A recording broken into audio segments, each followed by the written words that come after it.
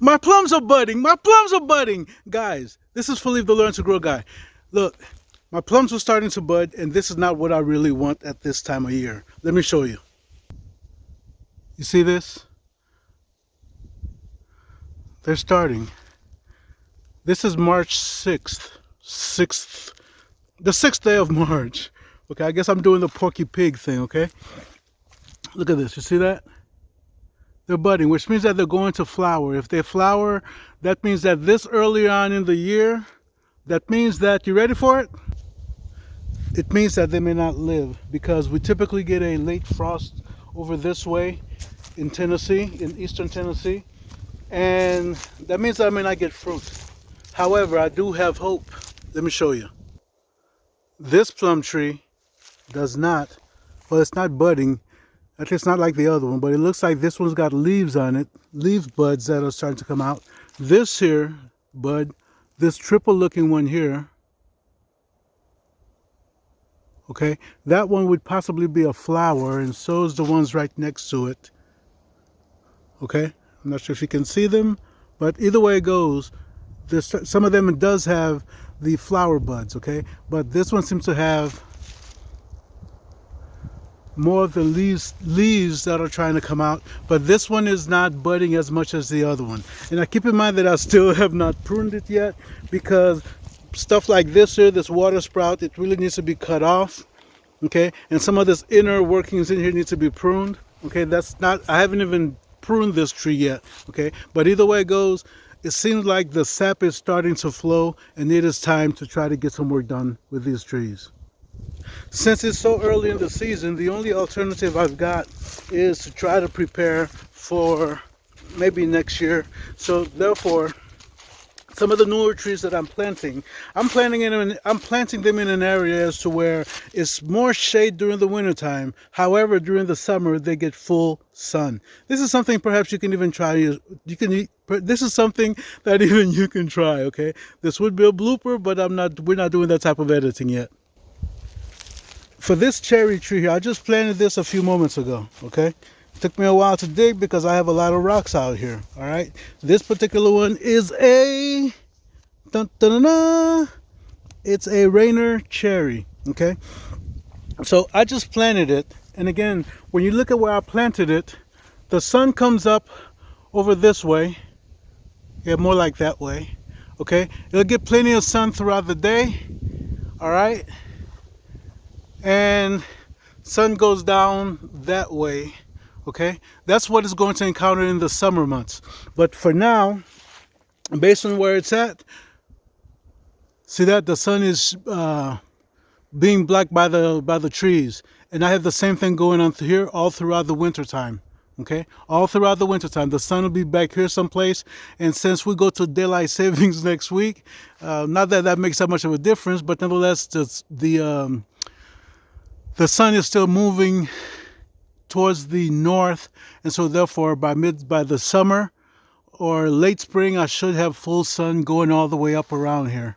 Okay, so that's what I'm trying to do now. I'm trying to make sure that this particular tree does not get too much sunlight in the early part of the spring, so this is for next year, so that it does not start budding and flowering too early on.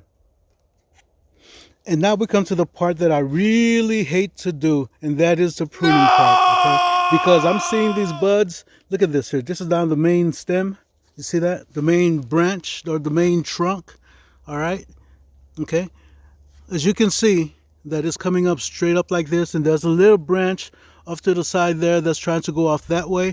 But when you look further down below, okay, what you basically want is when you're choosing your trees, you're either gonna, here's my recommendation. If you're choosing a tree, choose a tree that is either a straight up stick, okay, it's a whip as they call it, but it'll be a stick, a straight up stick on its own like that, okay? And meaning that it would have no side branches, okay? You can go with one of those, or whatever you're looking for, make sure that when you look at it from the top view, that you have branches sticking out in different directions, okay? As you can see here, here, here, here, and here, all right? So what I want is that I want this tree to be bowl shaped, meaning that I want it to be like an open bowl. Okay, I want it to be like this. I want the branches to go out that way. That way the tree is short. I'll have branches that stick out and all around, going all the way around, and that the fruit should be closer for me to be able to get. So, which means that I gotta cut this tree at about here, losing about quite a bit of its height, but it's not the whole branch that I'm going to be losing. Okay, so this is the part that I really don't like to do, but it's something that is necessary. You have to train your trees from earlier on, and so therefore no, that was my best friend. Anyway, enough of the drama. Okay, so now when I look at the tree, here's what I've got. I've got this branch, that branch, this branch, and that branch, okay? Right now I've got 5 branches. I may end up cutting possibly this one out because it looks like it's the smallest one. But nonetheless, right now I've got 5 branches. And when I look at it, it's going to be a very nice size. I mean, how you say? A very well branched distribution, okay? And just so you know, it's about almost about knee height to me. When I step over here onto where the circle of mulch circle of mulch is, it's about knee height. So this is going to be a short tree, all right, as far as the main stem is concerned. But otherwise, these branches, I'll probably end up training them or tying them to stick out low like this, so that they grow out like this, like a big wide open bowl. All right.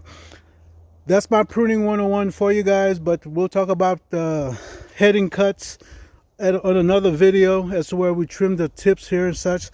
But I just want to see how this tree's going to do this year, then probably next spring or next winter. I'm sorry, not next spring, but next winter. During the late part of the winter, going into the spring, is when I'll probably do the heading cuts and things like that. But in the meantime, this year I probably will tie some of these branches down to make sure that they spread out nice and wide. All right, and again, don't forget, when you're planting your trees, you want to go at least 3 times the width of the root ball. Also, be sure to do not put fertilizer directly into the soil. If you're going to put fertilizer in it, you want to put it over the top, but you want to say that for a little bit later, like in the spring and such. Okay, and you want to put a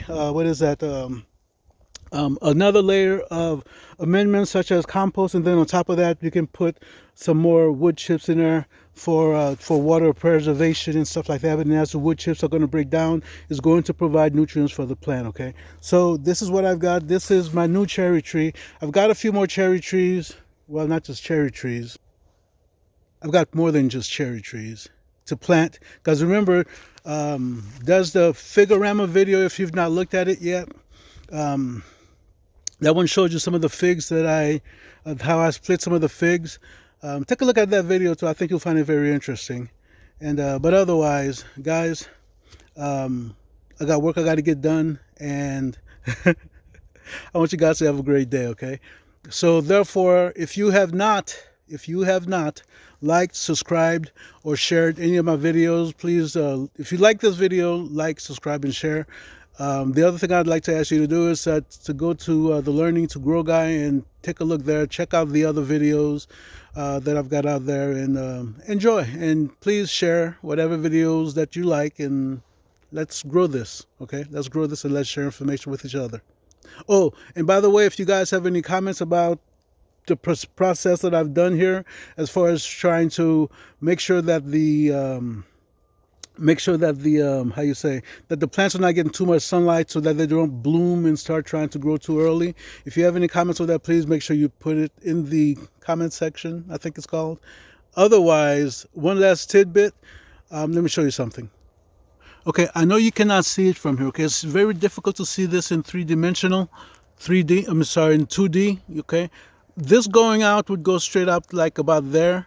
All right, above, where you see the tree trunks are, that would mean that ground level would be at about those elevations. Okay, right around there. So looking at this tree here, ground should be all the way up to here, which means that I've got a slope going down this way.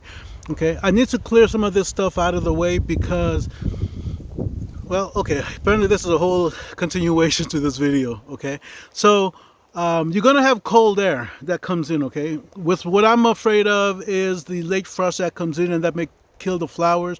I want to make sure that I have place for the cold air to flow down, because cold air down at the little valley down there could be colder than it is up here. So therefore, the goal is to make sure I have a pathway for the cold air to flow downhill away from here where this newly planted tree is, so that the tree, if it flowers, so that if we do get a late frost, that I will not lose all of the flowers, if any at all. That's my goal, that's my desire.